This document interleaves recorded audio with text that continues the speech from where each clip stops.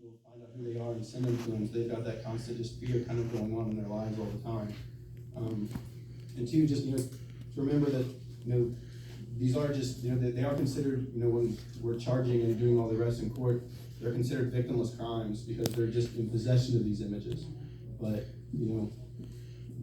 us, as, detectives and all the people in the working, we have to consider, not just the imagery, we have to look into those images and those videos. These are actual people that are being abused. These are the worst days of their lives that we are having to sit.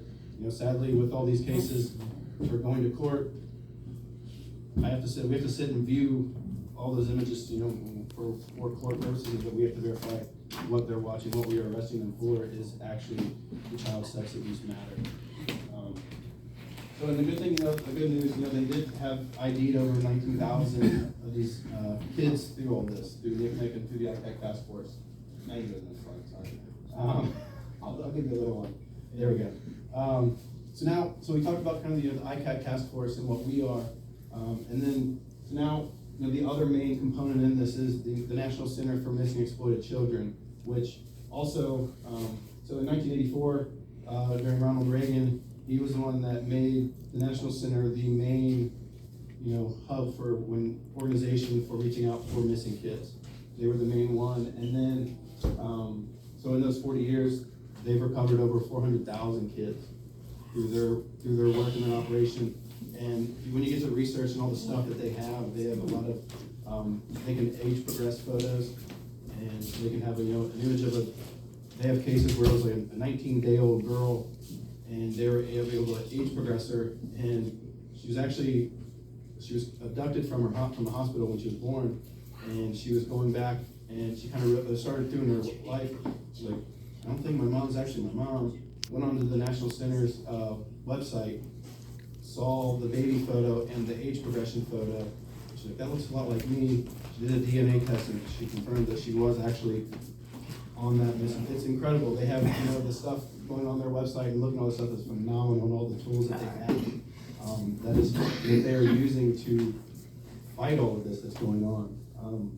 So yeah, they have over 400,000 kids that they have recovered from missing. And then so again, in 1998, along with the ICAC task force was created, and two, they started doing their cyber tip line to help combat that the spread of child pornography and the CSAM throughout the internet, because also I learned in 1998 Google search engine was created, so that made the internet was ramping up, and it made it so it used to be I was learning this too, that the main way of sharing and distributing the CSAM was through the mail, and then now Google, these search engines and how big the internet was, they made it sadly it was a lot more accessible. So we're talking about with the CSAM. Just in the past year, in 2023, NCMEC has received over 36 million reports over the internet of child exploitation of minors. And just to kind of get, comparison of the last couple of years, in 2022, there was 32 million reports. In 2021, there was 29.3 million.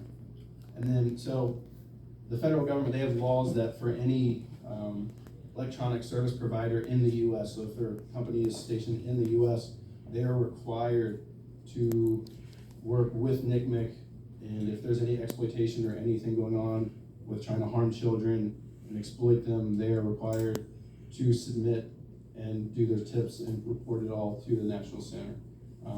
Sadly, foreign countries and all their, those organizations, those companies out there, they don't have to, but a lot of them, they still do help out. Just to name some of the of these providers, and just to what's making that 36 million. Facebook in 2023, there were 17.8 million reports. Instagram was 11.4 million. Snapchat was just over 700,000.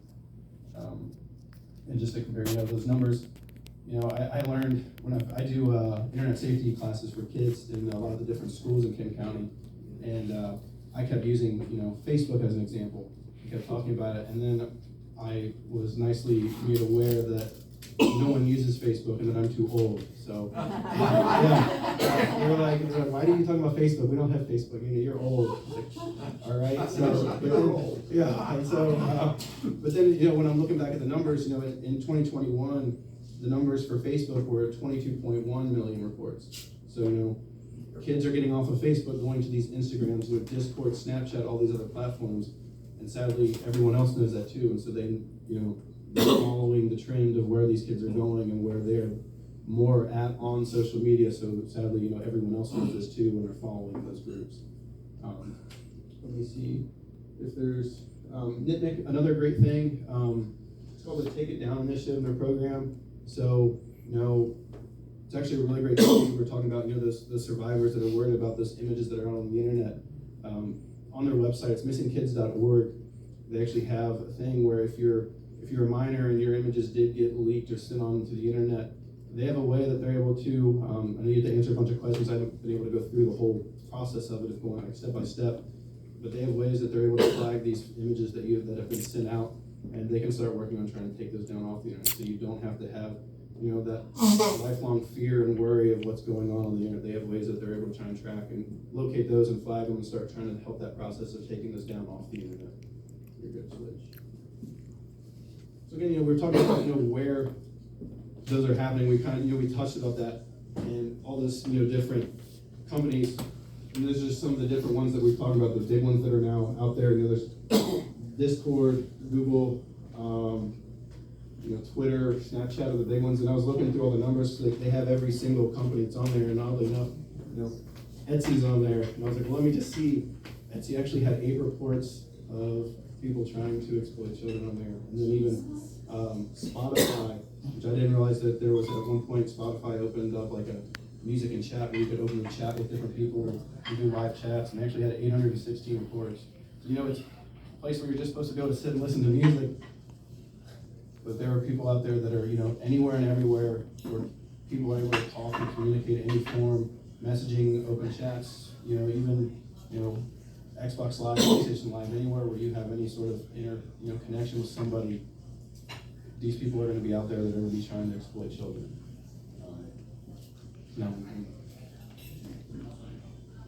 So now we're going to talk about, we've talked about how, NICMIC and the ITAC task force. And I was just going to kind of, just kind of walk you through of how I get these cases and what kind, how it all starts. So, we've talked, these kids are on the internet, these people are out there, and so it starts with, the crime has occurred. Someone is out there on whatever platform. They're either messaging a kid, they are, sharing, sending, receiving somehow these, the CSAM images. And so once that happens, these companies they'll flag it, they'll notify it, they'll get as much of that account information as they can, and they'll start generating a report and send it down to NICMIC. And from NICMIC, they have, since there are so many different, there's 61 different task forces, and they have to be able to try and locate, they'll do a geolocation and try and send it to that respective agency. So then I'll get it, and from there, I have to, I have to view, to make sure I do have an actual crime, I got to view what was going on, note that, and then from there, kind of just along kind of where, it's a lot of legal process, trying to figure out who they are, where they are, what all they have, and starting that and trying to find these people to get them in jail so we can continue to, help preserve and trying to save these kids. That's just kind of, all that in a nutshell, just kind of quick what these cases are. A lot of it fluctuates with, each month of how many reports we get. So a lot of people ask me, how many are in, I got asked this last time I was speaking of how many have happened in Kenton County. And it's a hard one for me to answer because, with, ever since how we're looking at the numbers, when COVID hit and, there was no interaction in person, so everyone went to, the internet and technology, and then, that's when all the numbers, there was, in 2021, it said there was over a 35% jump from the prior year of reports, just because, everyone's inside, everyone's, the only communication they had was on the internet, so people knew that people were going to be on the internet, and that was the way that they can exploit them. But I mean, it's kind of hard to say how many reports we get. Some weeks it'll be 1 to 2, others, it'll be 4 to 5. It's just, it fluctuates with how quick they're able to get, locate those information and everything like that. So now we're kind of jumping, these are the two main ones. NCMEC, it's a nonprofit organization. Actually, it's incredible. They're doing that. They've, how much success they've gotten. They have been, they're backed a lot by the government and all that support, the ICAC, task force as well. But I want to talk about the other people, the people that aren't in law enforcement, that are out there that know that this is an issue, that are out there that are wanting to dedicate their time and effort to go and help and continue this cause too. Because the numbers in the beginning, there's not that many ICAC task force officers out there. It's because it is a very hard, demanding job. I always say, kind of have a love and hate relationship with my job. I hate that my job has to exist. I hate that there's, I don't, that there's people out there that are out there exploiting these kids, but I love that my job exists because of that. That there are people out there that are dedicated to, started this, that, people are out there to help fight this, and that, the Kenton County Police Department know that that's that is a problem, and they want to address it and help, keep our community safe. So it's incredible that it exists, and that, it's, most people ask about me, that's my best answer of how I, when I talk. It's a very rewarding job of, being able to, especially when there's some that are in the community that have been hands-on or something like that, and take care of that. So, but this, we're talking about, the non-law enforcement side. It's called Thorn. They also have Spotlight. Ashton Kutcher, the actor, and Demi Moore. They actually they've started this whole project in the exploitation of children, trying to help, take care of that and help, combat it in their own way. Spotlight's all for a lot of it's for the human trafficking and the sex trafficking of all these minors. Hopefully doesn't do anything for it. This is on their homepage. It's a very cool. Just kind of I shouldn't have did it. So there we go. This is just a really neat. Just kind of just shows you how all of it kind of goes and just a little story of it. So.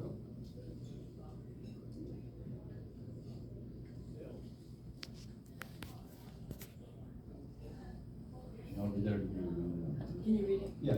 Okay, so when sexual abuse is documented with the photos and videos shared of others, the cycle of harm continues. This contact is known as child sex abuse matter. By the 90s, investigation strategies were they had nearly eliminated the trade of CSAM. And then the internet happened. In 2004, there were 450,000 files of suspected CSAM. In 2022, there was over 87 million. In each of the 87 million files of suspected CSAM reported to NCMEC is represented by a letter-sized sheet of paper that would cover the surface of an American football field.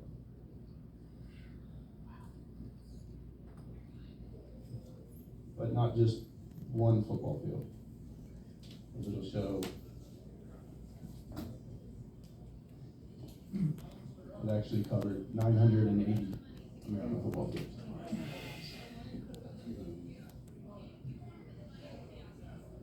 And those are just files that have been found. The intersection of child abuse and technology has created a public health crisis. And then how have all these files been created? How we talked about it. Bad actors are using technology to exploit. Grooming is the term that we use of, talking to these kids and help kind of, if they're troubled and they got a terrible home life or something like that, and they're not getting any, that love and connection and need at home or at school, they're on the internet, and they're talking to somebody who they think's their friend, their kid, anything like that. They're getting that love and affection, that support, and can lead them into, being solicited and taken advantage of that way. And that's what either through extortion.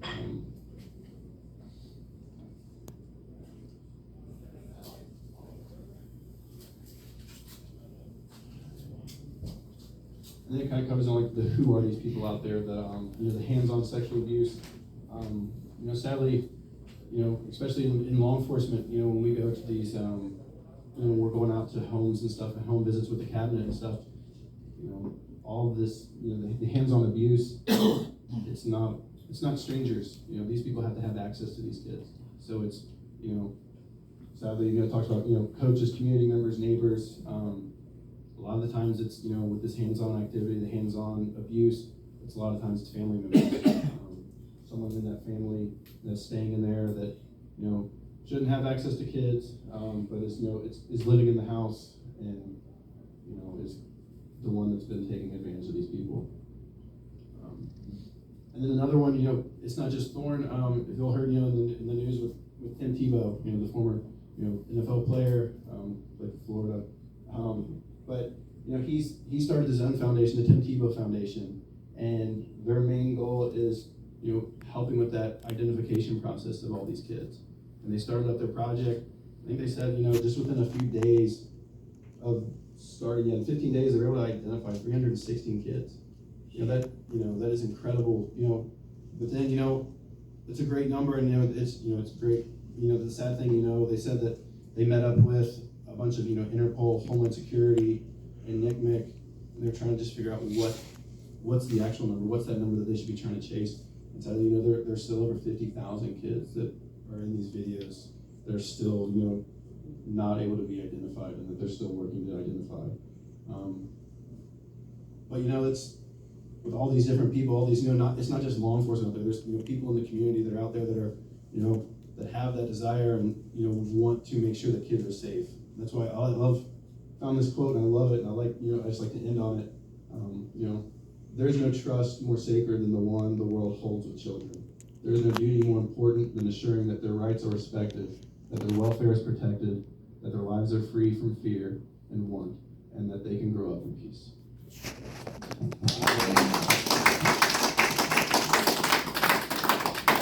We're going to take a short break and write your questions, cards.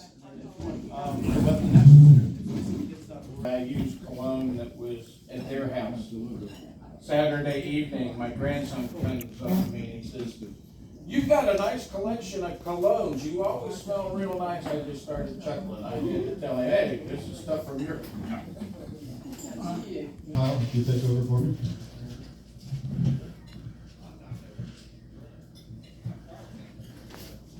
All right, Wallace, I have a couple questions for you that were submitted by the group here. One of the good questions, I'll combine a couple of them, but how do you sleep at night after seeing the images, and what do you do for your mental health? I listen to a lot of music, especially when I'm at work. That's kind of my de-stressor. I love music. I used to go to a lot of concerts all the time. A lot of bluegrass music. Actually, I listen to a lot. That, and then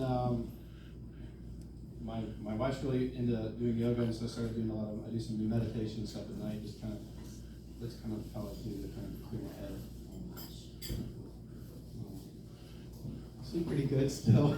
I don't know. I get a lot of support. My wife, she's a first responder. She's now she's a flight paramedic, so she kind of knows the stressors and stuff that go on. So she's a good, have a good support system there. Do you get to do any yearly maintenance to keep up with your mental health? I do. Actually, the county police, because they do know that this is a very stressful job. It is required that I do go and get reevaluated each year to make sure that I'm good for the job. So the police department is very, very big on making sure that my mental health is good, and then they reach out for anyone else. We all deal with a lot of traumatic stuff going on throughout the day, but it's always there for everyone else too. But they make sure I go and see them at least once a year. I go talk to them. Next is about the schools in the area. Do you feel welcome when you're in the schools for this particular stuff and teaching the kids? Do you find that the teachers absorb it, and how are the students interacting with you? The schools are very welcoming. They're the ones that they'll contact the SROs and they get a hold of me. I've been doing, I guess since pretty much when I took over doing this, they've had, schools have been reaching out, there's either a cyberbullying incident going on at school or something, and they just want, I'll have talks to the kids, and a lot of them, they sit and listen. They've got, they ask some questions, and then, if I'm teaching for multiple days at the school or something, I always consider it a win when I at least have one kid. I'll have, one that'll come at the end or talk to one of the SROs and be like, hey, I've been cyberbullied, and now I know it's wrong, and so now I'm going to do something about it. So just getting them to think and having this, one or two out of, the kids I'm talking to, I'm getting them to think, and that's the important part. Schools love me having me there. They set up adult nights too for the parents. The parents come, I'll talk to the kids every day, and then at night I'll come back and the parents will teach them, different ways how to set up a lot of the social media platforms they have parental control set in so they can go and help set up stuff on their kids' phones and stuff, so. Again, I'll combine a couple of these. How many active cases do you have that you're actively investigating, and do you work with Boone, Hamilton County, or Campbell County agencies? The exact number of active cases is kind of hard. I have a lot. In Kenton County alone, so other counties have, ICAC investigators. The county police and then Covington police are the only two right now that have actual members on the task force. So anything, I don't just deal with, the county police will usually patrol more the southern end, the unincorporated part, but I'm getting cases all the way up through, I get some in Covington, but usually since there is, investigators up there in Covington, I'll try to reach out to them and get those. I don't know a good number of how many cases I've got, because it's, a lot of it, then, the part that makes it why I have so many is, I can go and get a search warrant in a day and go, I can go down to the courthouse and get that. When I send it off to those, the Snapchats, those electronic service providers, they're a large company, they don't, they've got a lot of cases, they've got a lot of stuff going on, they don't have as much, it takes longer for them to gather that information, so it can be, a couple weeks, it could be a month before I get anything back in the return. So then in that time frame, I'm waiting on that case, I can get 2 or 3 more that come in. By the time I get that stuff back, so then I'm just, it's a long. Just a ballpark, hundreds or thousands of cases? Oh, thankfully not that many, probably like 20, 30. Oh, okay. No, not that many, thankfully, no. And then, I do know a lot, we work with, that's the great thing too about with the task force and how it's all set up. So I work with a lot of the computer forensics people in Campbell County, reached out with Boone County, they actually, they have an electronic sniffing canine. So that it's a canine, it's a therapy dog, but it's also been trained to detect some of this photos that are found in electronic devices. So when we go on these search warrants, a lot of people, they hide their stuff, so he can go through, and it's pretty cool. So we reach out, and then I have, if we have cases that involve people in other states, the ICAC task force, there's a giant list of every active investigator in there that we're able to reach a hold of, and that everyone's, we're all on board, and we'll get back with you pretty quick to help figure it out, so. And Kyle, kind of one more last question then out of this, a pretty important one. How can citizens and or this organization itself, the Optimists, help with you doing your job? So like for the community and everything, it's just, kind of, when you're seeing kids or seeing, people like that, and just like, just being aware of what's going on in the internet and who these people are out in the community. If you're seeing kids, that, kind of standoffish, or, if they're having, issues on a school, getting hold of the school resource officer, get in contact with people that, might be able to reach out and see what's going on. And, with kids, if you have family members and kids at home, have those conversations of, being smart on the internet, knowing that what is going on. They call it your digital tattoo of what you're putting on the internet, that, what you say and do, it's pretty much permanent, Thankfully there are stuff that's, helping take down that stuff, but, just helping, continuing just to speak about, promoting the safety and concern of, keeping kids safe and knowing what to do, and if, actually, NCMEC has its own self-reporting system, so it doesn't have to be just the internet providers, those electronic service providers that are out there reporting these. If you do know somebody that is, has done something hands-on, or is, doing that, or if a kid has been abused at home or something like that, they have it's missingkids.org. They have their own self-reporting form on there, and you can click through there and you can fill out everything, and those get sent the same way. They get sent to an ICAC investigator, and they can be investigated that way as well. So it's not just those big corporate, social medias. Anyone can, if they see some kid in danger or something like that, everybody has the ability to, to stand up and speak out for those kids, because, you know, it is hard to, you know, come up and speak like that, so. What prompted that question was your indication of a cyber threat one. Okay, yeah. And how do you get into that? Okay, yes, yeah, it's on their website, if you have missingkids.org, and it's on one of their top bars of, it's either like their impact or something, like how we can help them, and there's like, they have it all over their website about if you need help or something, you can click on their website, and then 1-800-THE-LOST is their phone number, they're online, they're free, you can call and you can report something to as well, is their phone number too for the National Or you can Center. call the Kenton County Police. Or you can call one of us, because not all my cases, I mean, there's been a lot of cases, you know, anything involving a cell phone, where there's any sort of distribution, anything like that, or any hands-on where it's been, you know, on a phone or anything, those usually come to me, just because there's so much involving with, you know, those phones and everything on it, that they usually go to an ICAC investigator, so we can kind of work those that way. So there's a lot of, not all of my cases come from the ICAC task force. We do get, you know, a lot of the calls from the road, if it is involving any kind of exploitation of children, then I get those too as well. Thank you so much.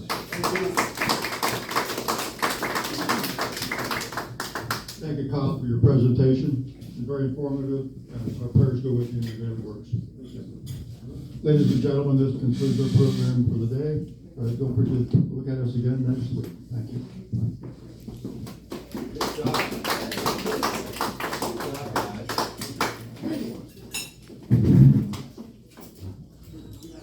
Want to take some pictures? Both you guys in pictures? You get them first. Sure, thank you. You work in your office,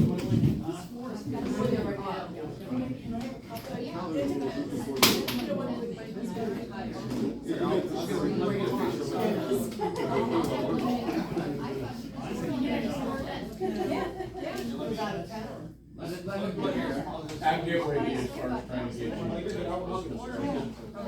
you. We'll make it work. Smile, 1, 2, 3. All right. I just clicked the stuff. He's the real worker. All right, that's good. How much do they cost? And Thanks, you guys.